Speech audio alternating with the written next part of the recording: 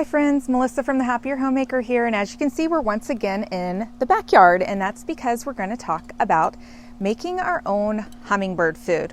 So I love watching my hummingbirds. I have about 3 feeders in the yard. Here in Georgia, we get them from about March to October, November, and I'm really big on keeping them well fed so that they come around more often.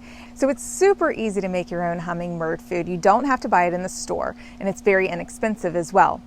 To make it, you're just going to have a 1-to-4 ratio of sugar to water.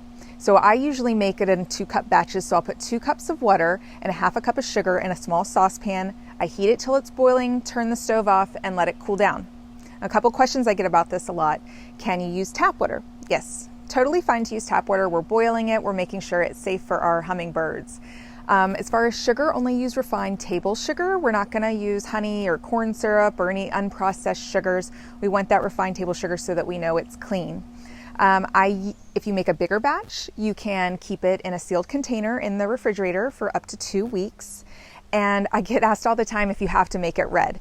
Now, usually, my feeder's red. You don't need the red to attract the birds. They're going to know where it's at. Most hummingbird feeders are designed to kind of mimic a flower so that the birds are attracted. So there's no reason that your hummingbird food needs to be red.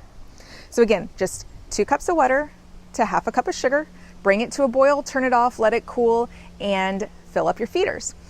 I recommend that you change out your hummingbird food once or twice a week. Usually, we're in October now, so we're at the tail end of the season, it's cooler weather, and I'll change it out once a week. In the warmer months, I'm gonna change it out at least twice a week. That way we can prevent that bacteria from growing, and I always clean the feeder in warm soapy water and allow it to air dry before refilling it.